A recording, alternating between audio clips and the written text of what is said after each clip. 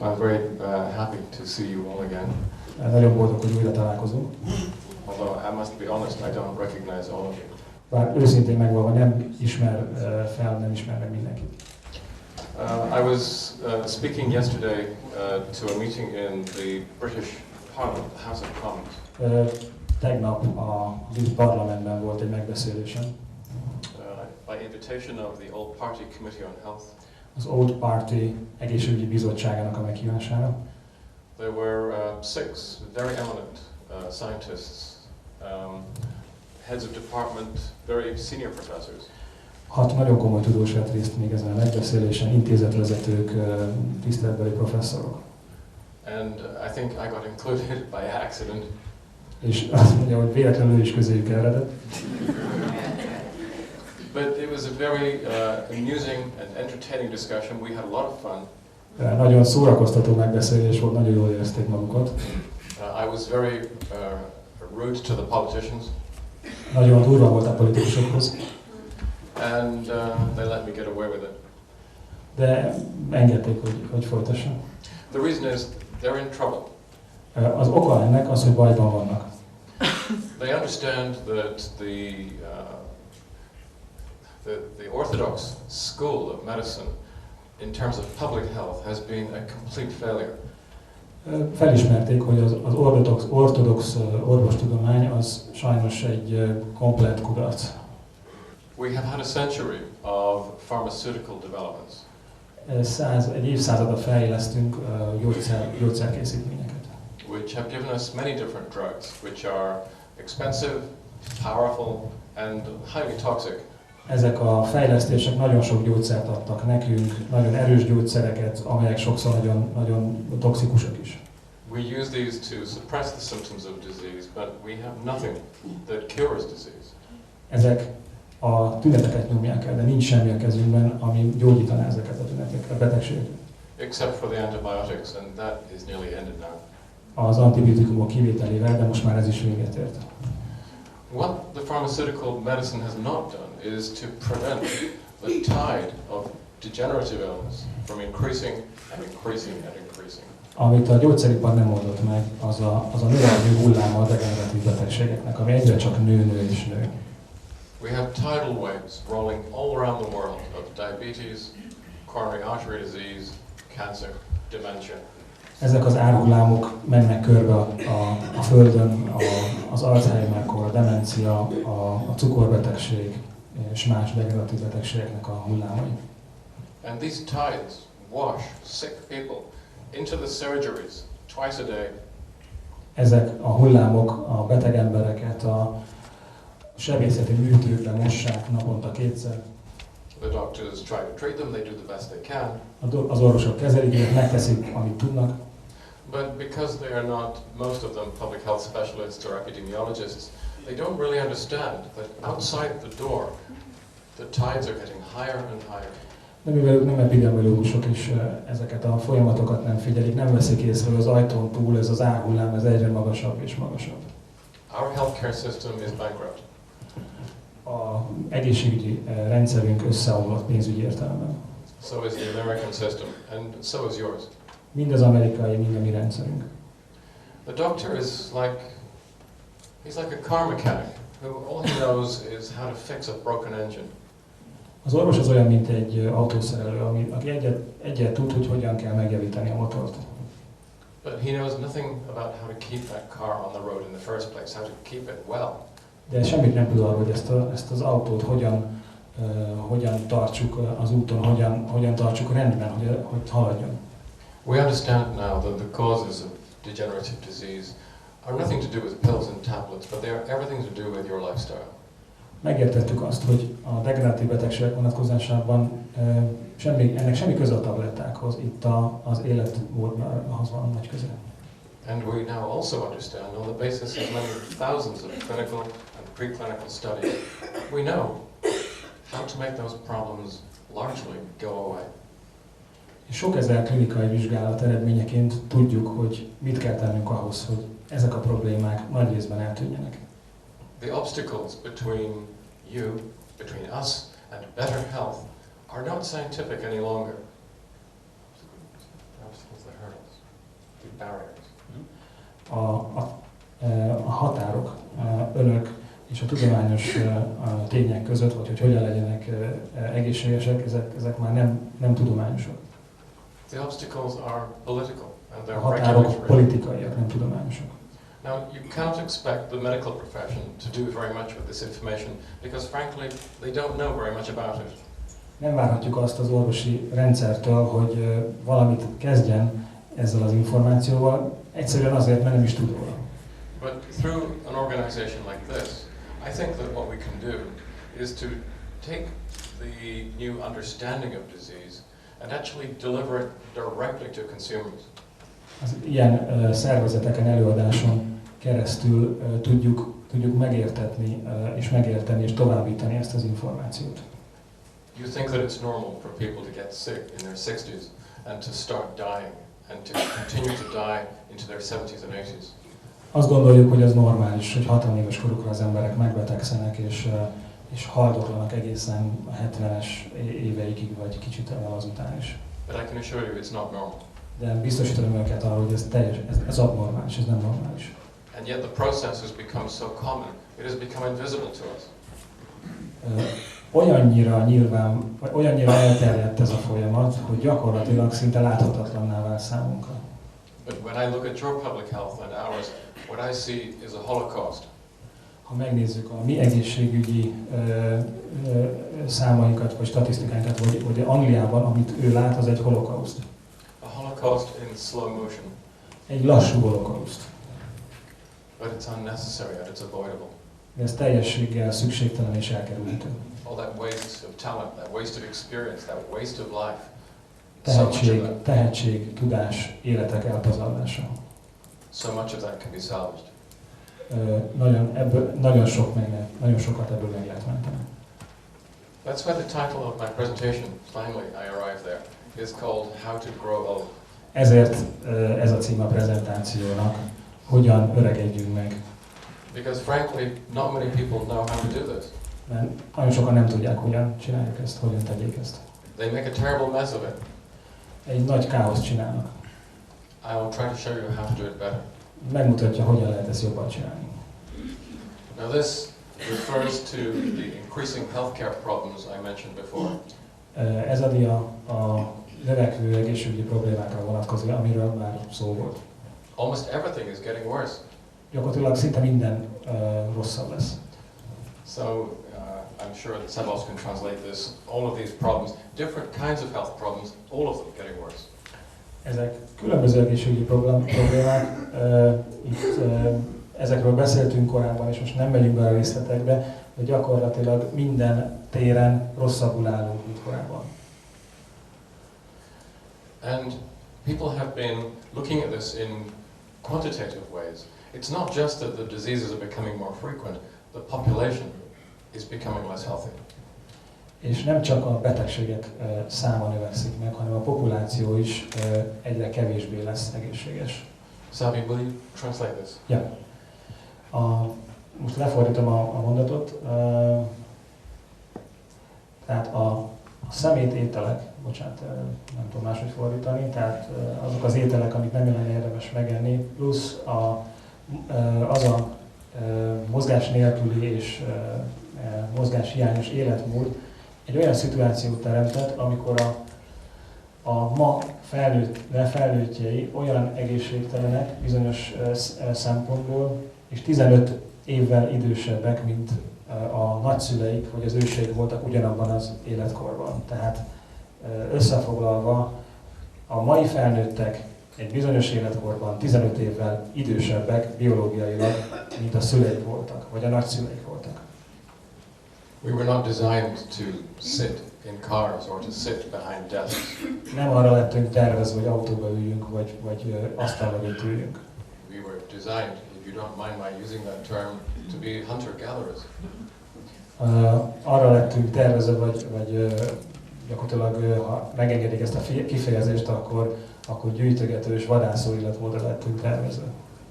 We were not designed to eat Big Macs. Nem Big Mac evésére. We were designed to eat much simpler foods. Sokkal egyszerűbb ételek fogyasztásra lettünk megalkotva. And these are the things that have made heart disease, cancer, dementia so common. Ezek tették a szívbetegséget, demenciát és más degeneratív betegséget ilyen gyakran előforduló problémával. Now the picture is already very serious, but on the basis of current trends, the world's leading experts predict that things will get much worse. Bár a szituáció már most is elég katasztrofális, de a vezető szakértők azt mondják, hogy ettől még lesz rosszabb is. If we continue the way that we are now. Ha folytatjuk azt, amit most csinálunk. This was a very, very powerful series of papers in the Lancet talking about the increases of degenerative disease, and these are just the numbers for the United Kingdom and the United States.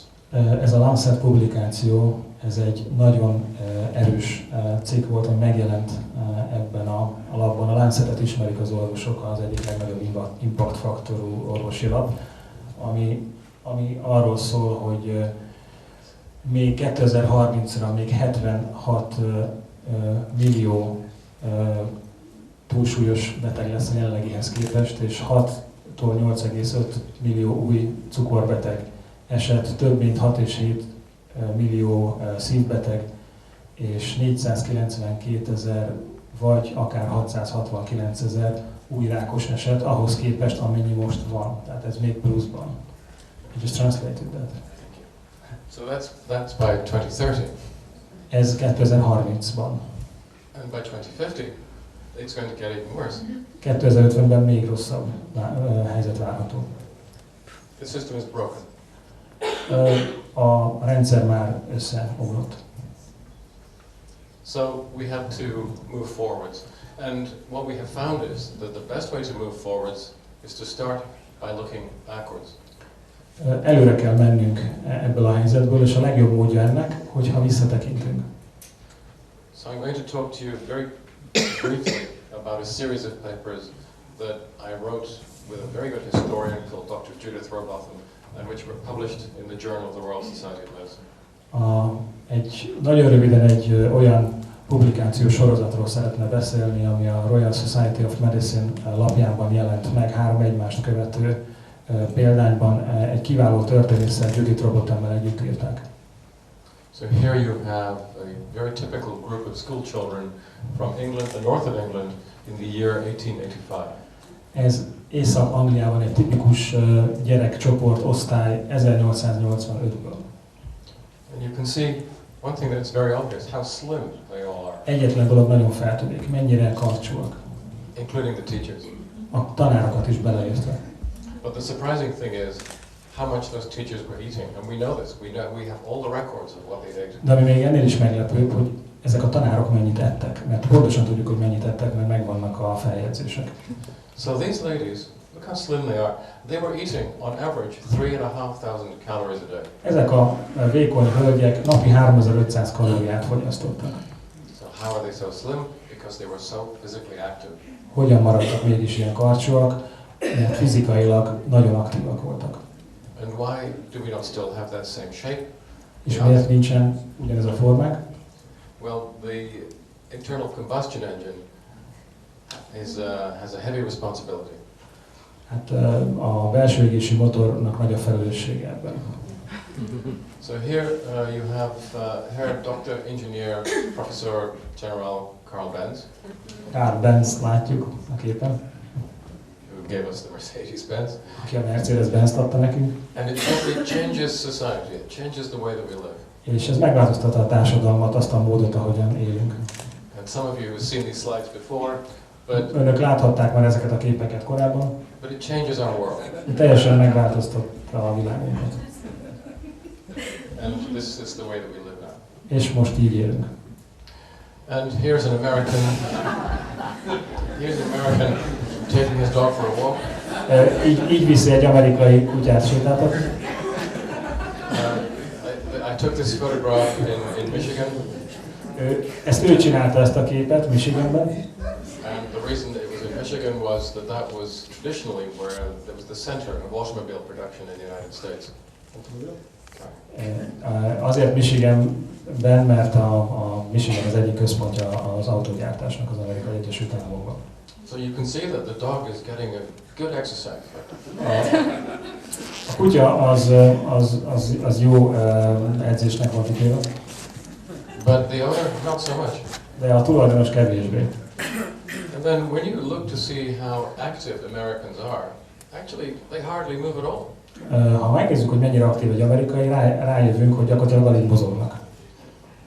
So an American is actually sitting down for 8 hours a day, 8 to 9 hours a day. 8-9 órát ülnek egy helyben. And they're asleep for 7 or 8 hours a day. És alszanak 7-8 órát naponta. That doesn't leave much time for standing up. Nem marad sok idő arra, hogy felálljanak. And when you count the number of steps they take, it's less than 2000 steps a day. Rájuk rakunk egy lépésszámlálót, akkor kiderül, hogy kevesebb, mint 2000 lépést tesznek meg naponta. And I just took 20 steps. Most csak 20 lépést tett meg. So the average American only walks 100 times that. Egy átlagos amerikai 100-szor ennyit megy egy nap. It's not much. Ez nem sok. The only exception are a very interesting group called the Amish. Az egyetlen kivétel egy nagyon érdekes csoport, az Amish csoport. Who I like very much. Akiket ő nagyon szeret. They tend to be farmers and craftsmen. They're good, honest people. Jó és őszinte emberek, főleg farmerek és mesteremberek. But they believe that the internal combustion engine is the work of the devil. De ők abban hisznek, hogy a belső égési motor az ördög műve. Perhaps they're right. Lehet, hogy igazuk van. And so they do everything by hand. They és walk, mindent kézzel csinálnak, aztán gyalogolnak. They ride on horseback, they work with their hands. Tehát lovagolnak és kézzel dolgoznak. And we see that the problems of overweight and obesity are really quite rare. Only 9% in women compared to at least 35% of women in the wider population, and none at all amongst the men. És körükben az elhízás alig megfigyelhető. 9% a nőknél, szemben a más amerikai nők csoportjának 35%-ával, és a férfiakban ez nem jellemző, nincsen obez férfi. They are approximately 8 times more active. Körülbelül 8-szor annyit mozognak naponta. Now, I'm sure that you don't take your dogs for a walk out of the car window. That's extreme. Biztos benne, hogy nem viszik a kutyájukat sétáltatni autóval, ez nagyon extrém volna. This is a slightly more subtle example. De ez egy sokkal jellemzőbb példa. Once upon a time, when I was a child, we had no remote controls for the television. Amikor ő gyerek volt, akkor még nem volt távirányító a tévéhez. It's hard to believe, but if you wanted to change the channel, there were only four channels. Nehéz elhinni, hogyha a csatornát akartak váltani, és mindössze 4 csatorna volt. In those days, in those dark, terrible days, you had to get out of your chair and you had to walk all the way across the room and change the channels yourself. És ezekben a sötét időkben fel kellett állni a székből, és az egész szobán át kellett menni ahhoz, hogy a csatornát meg tudjuk változtatni. And then, with a real feeling of achievement, you could walk back to the sofa and sit down again. És az igazi elégedettség érzésével mehettünk vissza a kanapéra. Now, of course, it's just this. De manapság már ez csak kattintás. Just a small example. Ez csak egy kis példa. But it is one of those things that has helped. It has allowed us. It has seduced us into a very lazy lifestyle. Ez egy példa arra, hogy hogyan lettünk ennyire lusták, hogyan vettünk föl ennyire lusta életformát. Now this is a graph that is based on many different sources of information. Ez a grafikon nagyon sok információforrásból származik. And what we were able to show in our studies is that levels of physical activity have been reduced by at least 50% in the last century. 100 év alatt a fizikai aktivitás mértéke legalább 50%-kal csökkent. And because we are so much less physically active, we eat much less as well. És mivel kevésbé vagyunk aktívak fizikailag, kevesebbet is eszünk. Read novels from the 19th century. Read descriptions of the meals that our grandparents used to eat. So much food. How could it be possible? Olvassanak egy regényt a 19. század, olvassanak abban egy étkezést, hogy mit ettek a nagyszüleink és az őseink. Egyszerűen el nem tudjuk képzelni, hogy lehetett azt mindent megenni. But they needed to eat so much because they were burning all those calories. De ilyen sokat kellett enniük, mert el kellett égetniük a kalóriákat. So we're eating historically very, very little, but just a little bit too much because of the efforts of Nestlé and McDonald's and General Foods. Kevesebbet eszünk, de mégis egy kicsit többet, mint amennyi kellene. Ehhez hozzájárul a Nestlé, a McDonald's és más cégek. So many of us are overweight because of this little calorie excess. És nagyon sokan túlsúlyosak vagyunk, mindössze ettől a kis kalória többlettől. But here's the paradox. We are getting fat while eating less than ever before. És itt a paradoxon, elhízunk, túlsúlyosak leszünk, úgyhogy kevesebbet eszünk, mint bármikor a világtörténelemben. So we're fat on the outside, but inside we're starving. Kívül el vagyunk hízva, de belül éhezünk. Not only are we eating very little, we're making very bad food choices. Nem csak amiatt, mert kevesebbet eszünk, hanem amit megeszünk, azt is nem megfelelően választjuk ki. You see how the increase in portion size that comes from that nice Ronald McDonald. You see how we've been seduced into eating larger and larger amounts of junk food. Itt a McDonald's különböző italainak a méretének változását követhetjük nyomon egészen 1990-ig. The average American now consumes 30% of all their calories from just two kinds of food. Egy átlag amerikai a bevitt kalóriának a 30%-át, egyharmadát mindössze két típusú ételből nyeri.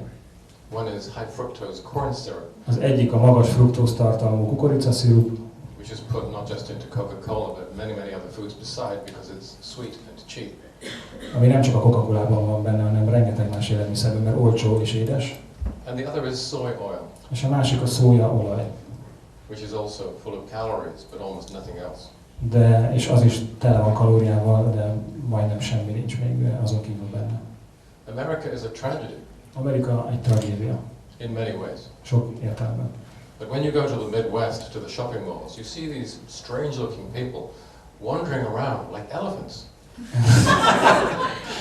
Ha a középnyugatra megyünk és bemegyünk egy bevásárlóközpontba, akkor azt látjuk, hogy nagyon furcsa emberek a bevásárlókosaraikkal, mint elefántok járják körbe a bevásárlóközpontot. They're sick. Ők betegek. Under the surface, they're starving. A felszín alatt éheznek. And they don't know how to escape. És nem tudják, hogy meneküljenek meg ettől. From this prison that is being built for them by the food industry and the pharmaceutical industry. A gyógyszeripar és az élelmiszeripar által épített börtönben vannak bezárva. And we are following in the Americans' footsteps. És mi az amerikaiak nyomaiban járunk. Just how bad is it? Well, I'm going to show you 3 quick slides showing how many people, as a result of not eating very much and eating the wrong foods, are depleted in yellow and deficient in red in iron. 3 rövid dia, ami arról szól, hogy a különböző táplálékok vonatkozásában mennyire vagyunk hiány állapotban. A sárga oszlopok azok hiányt jeleznek, a vörös oszlopok nagyon súlyos hiánybetegséget. We see the same situation. Az első a vasra vonatkozott, with vitamin A, a második az A-vitaminra, and with zinc, a harmadik a cinkre. and with everything else we look at. Every vitamin, every mineral, every fatty acid, every phytonutrient.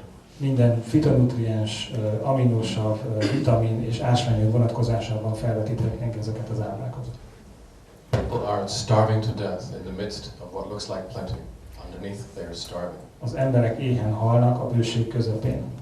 And it is this kind of hidden starvation that is the cause of more than 90% of all the cancer, all the heart disease, all the diabetes and all the dementia that is drowning and crippling our healthcare services. És ez az éhezés az oka, legalább 90%-ban ez az oka mindannak a problémának, ami az egészségügyi rendszereink összeomlását okozza, mindannak a szívbeteg, azon sok szívbetegnek, cukorbetegnek és daganatos betegnek. But let's make that more personal. It's not just a health service.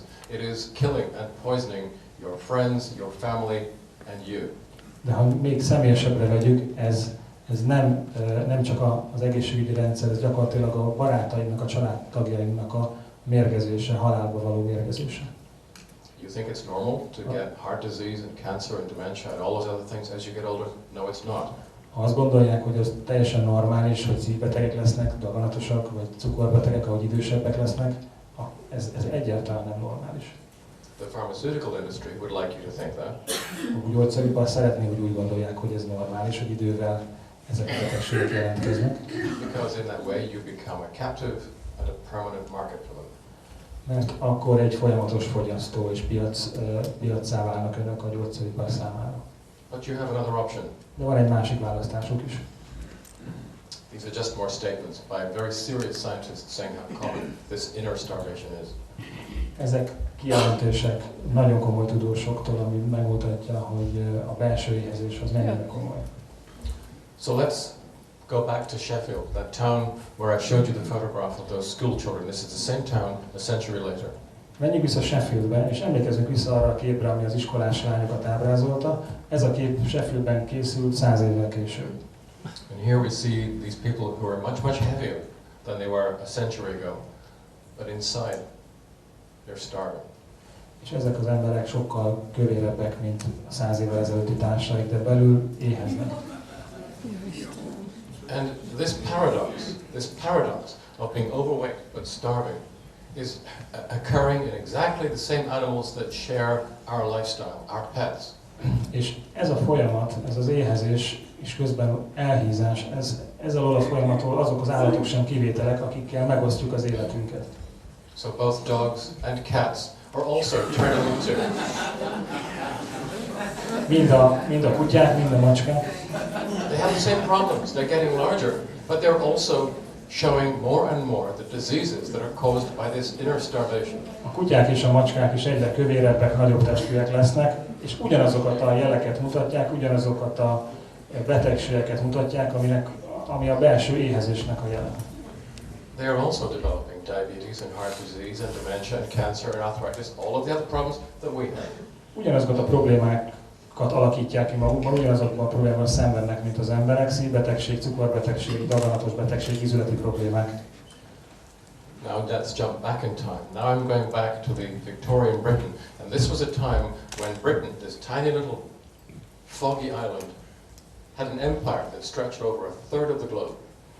1880-ban megyünk vissza, amikor Britannia, ez a kicsi ködös sziget, a világ egyharmadát uralta gyarmatosítás révén. How could such a small island control so much of the world? Hogyan tudta egy ilyen pici sziget irányítani a világ ilyen nagy részét? The answer is simple. That the workers and the soldiers and the sailors were stronger, better fed. A válasz egyszerű. A katonák, a hajósok, a munkások erősebbek voltak, jobban tápláltak. And healthier than anybody else on the planet. És egészségesebbek, mint bárki a bolygón. When you look at the military calculations of that time, the British generals would write on paper, one British soldier is worth 3 Frenchmen. One British soldier is worth 3 Frenchmen. They were going into battle. Okay. Egy brit katona 3 francia katonával ért föl, hogyha csatában mentek, tehát úgy lehetett kiszámítani, hogy milyen erők állnak egymással szemben. 4 Spaniards, 4 Spanish soldiers. 4 spanyol ért föl egy brit katona. And 5 Italians. És 5 olasz. Now this wasn't just nationalism, this was reality. Ez nem nacionalizmus, ez a valóság volt akkor. The British soldiers and sailors could work harder and longer, they could run faster, they could jump higher. They were the best of their kind. A brit katonák messze futottak, gyorsabbak voltak, magasabbra ugrottak, mint bárki abban az időben. Now why was that? Miért volt ez? Because they lived a very physical lifestyle and they had the best diet on the planet. Nagyon erős fizikai igénybevételnek volna kitéve, és a bolygón a legegészségesebb étrendet ették. We looked in great detail at the work that they did. Nagyon mélyen belenéztünk, hogy hogyan éltek, mit csináltak. And when you add all of it up, they were physically active for between 60 and 75 hours every week. Hetente 60-75 órában végeztek fizikai aktivitást. They didn't just go to the gym once or twice a week. They lived every day in the gym. Nem csak elmentek a konditerembe hetente egyszer-kétszer, gyakorlatilag a napjukat konditeremben élték. When we look at the skeletons of the people who lived at this time, ha megnézzük azoknak a csontvázait, akik ekkor éltek, we can see from the sites of the muscle attachments on their bone that they had muscles like Olympic athletes. Az izomtapadási pontokat megvizsgálva a csontokon olyan izomzatuk volt, mint olimpiai atlétáknak. They were very, very different to us. Nagyon különböztek tőlünk. Not only were they physically fitter, they were very much better nourished. Nem csak fizikailag voltak fittebbek, hanem sokkal jobban voltak táplálva. They ate a diet that was much healthier, even not just than the Hungarian diet, even healthier than the Mediterranean diet. Nem csak a magyar és nem csak a mediterrán étrendtől lettek egészségesebb étrendet. You can't eat this much. Manapság nem tudunk ennyit megenni. You can't eat 10 portions of fruit and vegetables a day because you don't burn enough calories. Nem tudunk 10 adag zöldséget és gyümölcsöt megenni naponta, mert nem tudjuk elégetni. But they did. They were eating lots of fruits and vegetables and lots of omega-3s from fish, lots of beta-glucans. It was a perfect diet. Nagyon sok zöldséget és gyümölcsöt ettek, omega-zsírsavakat, beta-glukánok, egy tökéletes étrendet fogyasztottak. And then we looked to see what the effect this diet had on their lifespan, and we found that actually megnéztük, hogy az élet kilátásaikra ennek az étrendnek milyen hatása volt, és azt találtuk. If we compare the women of that period to the women today, women today have gained 3 years. Ha összehasonlítjuk a hölgyek életkorát akkor és most, akkor azt látjuk, hogy a hölgyek 3 évet nyertek manapság ahhoz képest. This is really due to improved family planning. Ez igazából a családtervezésnek köszönhető, ez a 3 év. Life expectancy for men at age 5 has fallen. We are living less long lives now than they did a century ago. Viszont a férfiak körében most 3 évvel hamarabb halunk meg, mint 100 évvel ezelőtt. So, looking at it from this perspective, you can see that the last century of medical progress has been, well, it hasn't been progress at all. Ha ebből a szempontból nézzük az elmúlt 100 év orvosi fejlődését, akkor rájövünk, hogy ez valójában nem is fejlődés. It has been a comprehensive failure. Ez egy teljes kudarc. And a very expensive one. És egy nagyon drága, költséges kudarc. We looked at the Victorians, the elderly Victorians, and we found that they were physically, mentally, and sexually active right until the ends of their lives. A viktoriánusokat, ha megnéztük időskorban, a feljegyzésekből azt láttuk, hogy fizikailag, mentálisan és szexuálisan is aktívak voltak életük végéig. And when we looked at the degenerative disease, yes, they had them, but they were really quite rare, less than 10% of what we see today. És ha megnézzük a degeneratív betegséget, akkor azt látjuk, hogy kevesebb, mint 10%-a volt a társadalomnak degeneratív beteg, mint most jelenleg. So here is a graphic showing the frequency of death from cancer and heart disease today, and you can see it's approximately 2/3 of all deaths. Ezen a grafikonon a manapság láthatjuk a szív- és érrendszeri betegség és a daganatos betegség okozta halálozást, és látjuk, hogy az összhalálozásnak ez 2/3 teszi ki. But a century ago they were responsible for less than 80%. 100 évvel ezelőtt kevesebb, mint 8%-ban okozta ez a két betegség a halált. In a population that lived as long as we do today. Egy olyan populációban, ami ugyanaddig élt, mint mi manapság. So what did they die of 100 years ago? Akkor miben haltak meg 100 évvel ezelőtt? Very often it was infection. Nagyon gyakran fertőzésben. But if you die of infection, excuse me, you die quickly and cheaply. De ha a fertőzés következtében halunk meg, az gyors és olcsó. We die of degenerative disease, and typically we spend the last 10% of our lives dying. Ha a degeneratív betegség következtében halunk meg, akkor az életünk utolsó 10%-át haldoklással töltjük. Which is very expensive. Ami nagyon költséges. That's why we're now spending 10% of GDP on healthcare. The Victorians spent less than 1%. Ezért költjük a több mint 10%-át a GDP-nek egészségügyi ellátásra. A viktoriánus korban ez kevesebb volt, mint 1%. And as I said, their population was healthier. És emellett a populáció sokkal egészségesebb volt. Now, we can now start looking in more detail at the mechanisms. What is the relationship between their diet and their health? And the key is chronic inflammation.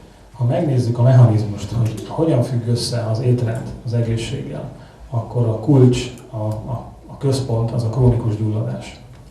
The Victorians ate a diet which was very anti-inflammatory. It stopped inflammation. We eat a diet that encourages inflammation. A viktoriánusok olyan étrendet ettek, ami a gyulladást megállította, leállította. Mi olyan étrenden élünk, ami megteremti a gyulladásnak a feltételeit. And that's important because we now understand that chronic inflammation is a process that causes or drives almost every single disease that we have yet analyzed. Nagyon fontos ezt megértenünk, mert a krónikus gyulladás gyakorlatilag minden olyan betegségnek a központi magja, amit ma ismerünk, vagy amiben szenvedünk. What we are now starting to realize, the cardiologists are talking to the oncologists, and they're talking to the nephrologists, and what we're now beginning to understand is, hey, we're all talking about the same problem. Azt veszük észre, hogy amikor a kardiológus beszél az onkológussal, az meg a nefrológussal, akkor azt mondják, hogy hé, hát ugyanarról a problémáról beszélünk. These diseases that we thought were completely separate, like islands dotted in the ocean, they're not separate because under the water they're just the peaks of a mountain range, and that mountain range is chronic inflammation. Azok a betegségek, amelyeket úgy képzeltünk el, mint szigeteket egy tengerben, különálló szigeteket, rájövünk, hogy ezek a szigetek valójában egy víz alatti nagy hegynek a nyúlványai, amelyek felérnek a felszínre, és annak a nagy hegynek, a közös gyökérnek a neve a krónikus gyulladás. Now, if you live a Western lifestyle, you all suffer from chronic inflammation. Ha nyugati életmódot folytatnak, önök közül mindenki krónikus gyulladásban fog szenvedni. It's quiet. It doesn't cause symptoms to begin with. Ez csendes, nincsenek jelei, nincsenek szimptomák. It's like a time bomb waiting to go off. Olyan, mint egy időzített bomba, ami csak arra vár, hogy felrobbanjon. Until one day, maybe 10 years from now, maybe 10 weeks, maybe tomorrow morning, it explodes. Lehet, hogy 10 év múlva, lehet, hogy 10 hét múlva, de lehet, hogy holnap reggel ez felrobban. And it explodes in the shape of a heart attack, or the fracture of a hip, or the first shadow on an X-ray that tells you you have cancer. És ez a robbanás vagy egy szívinfarktus képében jelentkezik, vagy egy csonttörés képében, vagy egy röntgenfolt képében, ami megmutatja, hogy valami probléma van. It's so easy to stay healthy. Olyan egyszerű egészségesnek maradni. It's so easy to gain an extra 10, 20, maybe even 30 years of good health. All you have to do is to put out the chronic inflammation. Annyira egyszerű 10, 20 vagy akár 30 plusz évet nyerni. Az egyetlen dolog, amit tennünk kell, le kell állítanunk a krónikus gyulladást. Now this is a very complicated slide. Can I just ask you, please, anyone who's in the audience who is a doctor or a clinical scientist, would you put your hands up? Orvosok, klinikai tudósok, tehát hány orvos van a sorok között, mert ez egy kicsit technikai. Then this slide is for you.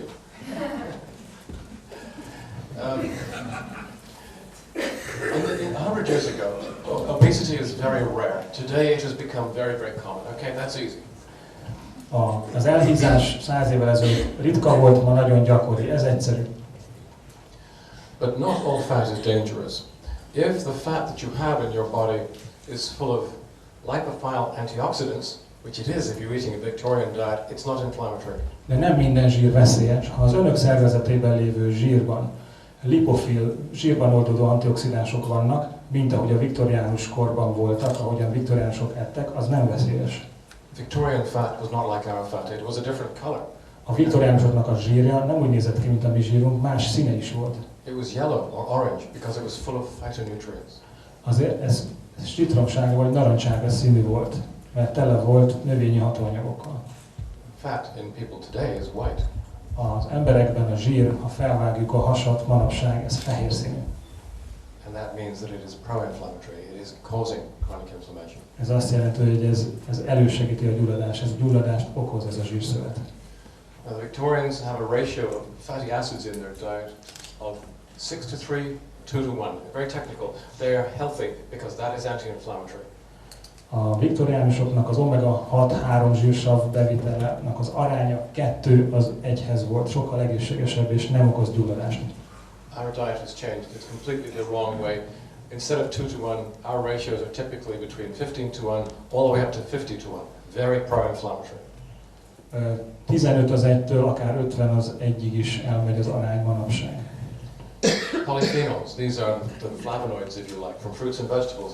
The Victorians used to eat at least 10 times more than we did. Again, they were protected from inflammation and we are vulnerable. A polifenolok, antioxidánsok fogyasztása 100 évvel ezelőtt 10-szer annyit ment be naponta, mint manapság. Az megvédte őket a gyulladástól, amit mi eszünk ma, az nem. You can see the pattern here. 100 years ago, people were protected in every possible way. Today, we have lost all of our protection. Láthatják ezt a mintát. 100 évvel ezelőtt minden lehetséges módon védve voltak ezek az emberek a gyulladástól, mi jelenleg minden lehetséges módon védtelenek vagyunk. To make matters even worse, we have developed habits that 100 years ago didn't exist. We now drink strong alcohol and we smoke tobacco like crazy. Ezen túl még olyan szokásokat is felvettünk, ami még egészségtelenebbé tett minket. Erős alkoholtartalmú italokat iszunk, és dohányzunk nagyon erősen. 100 years ago, yes, there was some of it, but really not much. So the Victorians were protected too, and we have become very, very vulnerable. We have increased the numbers of insults that we inflict on our own health. 100 évvel ezelőtt is dohányoztak és fogyasztottak alkoholt, de nem olyan mértékben, mint ma. Nem inzultálták úgy a szervezetüket, mint manapság. Now another very important kind of carcinogen that we're exposed to is called cooked meat carcinogen, and these are formed when foods are cooked at high temperatures. Egy nagyon fontos karcinogén daganatok okozó vegyületcsoport, azok a hús sütése során keletkeznek, akkor, amikor a húst nagyon gyorsan, nagy hőmérsékletre melegítik fel. High temperatures means deep frying, barbecuing, grilling, roasting. Grillezés, barbecue, vagy hogy mondják ezt, frittőzben sütés, ezt jelenti a hirtelen nagy hőmérsékleten történő sütés. And all the fast foods, because to cook food fast, you need high temperatures. És minden gyors étel, mert az a gyors étel, ami gyorsan sül, az magas hőmérsékleten sül. The Victorians didn't eat fast food. A viktoriánusok nem ettek gyors ételt. Most of their cooking, certainly of meats, was stewing, that is boiling in sauces. A hús elkészítési szokásaik azok lassú főzés volt szószban. So the Victorians were not consuming much carcinogenic material, but we are ingesting carcinogens all the time, every day. A viktoriánusok nem vittek be sok karcinogén anyagot, de mi karcinogének tömegét visszük be naponta. So what happens when a carcinogen enters the body of a Victorian 100 years ago? Well, because they're consuming two types of vegetables which increase enzymes in the body and the liver, the carcinogen that they eat is quickly excreted.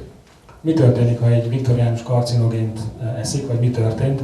Mivel olyan zöldségeket ettek, ami a májban lévő és a karcinogéneket eltávolítani hivatott enzimeket aktiválta, azonnal eltávoztak a szervezetből. So we're consuming far more carcinogens and we don't eat the right kinds of vegetables, and so when those carcinogens enter our body, they stay there. Sokkal több karcinogént viszünk be, és mindemellett nem fogyasztjuk azokat a zöldségeket, ami a karcinogének eltávolítását segíteni. Mi történik? Ezek bent maradnak. So now you can begin to see why cancer was so rare 100 years ago and why it is so popular now. Ezért látjuk, megmagyarázza, hogy régen miért volt olyan kevés találatos eset, és manapság miért annyira elterjedt a tumor. And all of the other diseases caused by chronic inflammation. És minden más betegség, amit a krónikus gyulladás okoz. It is our lifestyles that have made us so sick. Az életmódunk az, ami ennyire betegített bennünket. And the idea that you can cure these diseases by using clumsy chemical synthetic spanners, which is what the pharmaceutical industry gives us, frankly, is a joke. És az az ötlet, amit a gyógyszeripar képvisel, hogy egyetlen szintetikus molekulával egy ilyen mélyben gyökerező betegséget meg tudunk gyógyítani, ez vicc, gyakorlatilag egy vicc. I think as one clinical scientist to another, sir, you would have to agree with me that we kill large numbers of our patients. A klinikai tudósok egymás közt megegyeznek, vagy megállapodhatnak, abban nagyon sok pácienst megölnek ezen a módon. It's time to move on. Ideje tovább lépni. Here's a nice little study called the Whitehall Cohort 2 study, and very briefly, it showed that if you wanted to live a long and healthy life, you have to eat the right foods and live the right kind of lifestyle. A Whitehall 2-es tanulmány röviden összefoglalva azt mutatta ki, hogy ha tovább akarunk élni, akkor megfelelő módon kell, megfelelő mennyiséget, megfelelő módon kell bevinnünk a szervezetbe. And here's a lot more studies showing that if you improve your diet, even only a little, by moving to the Mediterranean diet, you can reduce your risk of most degenerative diseases by between 1/3 and 50%. Csak egy kis módosítás, kis elmozdulás a mediterrán étrend irányába azt jelenti, hogy 30 vagy akár 50%-kal is csökkenthetjük a degeneratív betegségek rizikóját. There's so much evidence here that the clinical scientists don't even argue about it anymore. It's only the doctors who are still practicing 19th century medicine. Olyan sok tény és tudományos adat van már ebben a témában, hogy a klinikai farmakológusok, vagy a klinikusok, pontosabban azok, akik a tudományt képviselik, már nem is vitatkoznak ezen, tehát elfogadott tény, egyedül az orvosok azok, akik 19. századi módon kezelik a betegeket. Now what this graph shows you is that this is the sort of incidence of degenerative disease that we can expect today in Western society, and we can reduce that approximately by 50% if we move to a Mediterranean diet. Can we do more? Ez a grafikon megmutatja nekünk, hogy bal oldalról haladunk jobb oldalra, akkor a jelenlegi életmódunk és táplálkozásunk egy 60-70% szintet képvisel a degeneratív betegségekben. Hogyha elmozdulunk egy mediterrán étrend irányába, mennyire tud lecsökkenni ez a szám? When I first started talking about my ideas to other medical scientists in Britain and America, they said, no, you can't do any better than the Mediterranean diet. If you eat more phytonutrients, you might make matters worse. Amikor először ezekről a gondolatokról Amerikában és Angliában a kutatótársaival beszélgetett, akkor ők azt mondták, hogy nem, nincsen jobb a mediterrán étrendnél, még ha több fitonutriens teszel, akkor akár még kárt is okozhatsz, rosszat csinálhatsz. But then we published our papers, we showed that if you increased the intake of phytonutrients further, then the reduction of disease was even greater. De aztán megjelentettük a cikkeinket, ami megmutatta, hogy ha tovább emeljük a növényi hatóanyag bevitelét az étrendben, a degeneratív betegségek aránya még tovább csökken. And now we are experimenting with further developments of the Victorian diet, and we think we can reduce the incidence of all degenerative diseases by more than 90%. We think we might be able to reduce it by up to 95%. És tovább gondolva ezt, és további dolgokat bevezetve úgy gondoljuk, hogy ezt még tovább csökkenthetjük, tehát a jelenlegi szinthez képest 90 vagy akár 95%-kal is csökkenthetjük a degeneratív betegségek előfordulását. The evidence tells us that 95 out of every 100 heart attacks, cancers, strokes, cases of dementia are avoidable. They're unnecessary. A tények azt mutatják, hogy minden 100 szívinfarktusból 95, minden 100 daganatból 95, minden 100 demenciából 95 elkerülhető lett volna. What does this tell us? It tells us that the degenerative diseases are nothing to do with wear and tear. That's a stupid mechanical model. Nobody believes in that anymore. Hogyan gondolkodjunk erről? Ez teljesen rossz elképzelés, ha a degeneratív betegségeket úgy képzeljük el, mint egy elhasználódásos betegség. Ez egy mechanisztikus modell, ezt el kell vetni. It's nothing to do with the passing of the years. These things don't have to happen as you get older. Semmi köze az évek múlásához. Bizonyos dolgok történnek, ahogy idősebbek leszünk, de nem a degeneratív betegségek vonatkozásában. Instead, it's caused by the gradual erosion of tissue, like the erosion of a landscape, which is caused by catabolic dominance, which I think you talked about. Inkább a szöveteknek az eróziójáról van szó, úgy, mint ahogy egy talaj erodálódik, és az úgynevezett katabolikus dominanciáról, amiről én beszéltem a bevezetőben. And most of that is chronic inflammation. So all you have to do is to put out the fire and enjoy better health. És az egésznek a magja ez a krónikus gyulladás. Amit tennünk kell, az megállítani a tüzet, eloltani a tüzet, és élvezni az egészséget. Well, this is what I'm going to be teaching at the University of Pécs from February of next year. Ez az a tudomány, amit a Pécsi Egyetemen fogok oktatni 2014. februártól. Working together with the Department of Public Health. A Népegészségtan Intézettel karöltve. I'm so delighted by the independence of thought that still exists in Hungarian universities. Nagyon tehát lenyűgöző számára a gondolkodásnak az a szabadsága, ami még a magyar egyetemeken létezik. And which I also see in the background every time I watch your Prime Minister discuss European affairs. Aminek a megnyilvánulását látja, amikor a Brüsszelben a miniszterelnökünk vitatkozik. Sorry, I don't mean to be too political. Elnézést, nem akar politizálni, ez egy vicc volt. Now we can't persuade everybody to live a healthier lifestyle. nem győzhetünk meg mindenkit, hogy egészségesebben éljen. So we have done some calculations working with some very senior economists to see how much money we could save if we only persuaded 66, two-thirds of the population to improve their lifestyle. Ha csak a népesség 2/3 tudjuk meggyőzni arról, hogy ezek szükséges változások, kalkulációkat végeztek komoly egészségügyi, gazdasági szakemberekkel, hogy mennyi GDP-t lehetne megőrizni. That would translate into a 75% reduction in healthcare costs. 75%-kal csökkennének az egészségügyi kiadások. Because people wouldn't be dying slowly, they'd be dying quickly and less expensively. Az emberek nem lassan halnának meg, haldokolnának évekig, hanem gyorsan és olcsón halnának meg. I'm sorry, you either have to die slowly or quickly. There's no third alternative. Sajnos nincs harmadik alternatíva, tehát vagy lassan szenvedve évek alatt halnak meg, vagy gyorsan. And that translates into 6% of gross domestic product in Britain and approximately 14% of gross domestic product in the United States. Egyesült Királyságban a GDP 6%-át lehetne így megspórolni, Egyesült Államokban 14%-át. So I think that the first Hungarian politician who actually has a couple of brain cells, who sees these figures, should be able to do something with it. Van egy olyan egészségpolitikus Magyarországon, aki látja ezeket, vagy elgondolkozik ezen a számokon, akkor, és van egy kis agya, akkor cselekedni fog.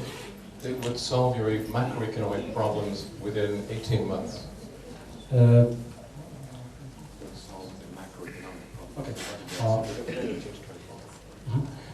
A makroökonómiai probléma vagy szinten 18-24 hónap alatt már látszani fog az eredmény. These are huge sums of money that your political leaders could use to waste on some other stupid project. Ezek nagy pénzek, amit a politikusok más hülyeségre tudnak elkölteni majd. That's probably enough. Believe me, I have no greater regard for our politicians. They're just as stupid as you are. Neki sincs számára, tehát ő sem tiszteli jobban a politikusokat, mint bárhol máshol a világon, ugyanolyan bolondok az ő országában is, mint máshol. So, ladies and gentlemen, what we are talking about tonight is a genuine revolution in healthcare. A genuine revolution in healthcare. Amiről ma beszélünk, az egy egészségügyi forradalom, egy eredeti egészségügyi forradalom. And what this protester is saying, and I really like this slide, is we should progress carefully on the basis of the evidence that we have, and that way we will reach the finishing tape. És amit szeret ezen a szlájdon és ezen a táblán, amit látunk kivetítve, az, hogy haladnunk kell, tények ismeretében, de óvatosan, felülvizsgálva, és akkor elérjük a céljainkat.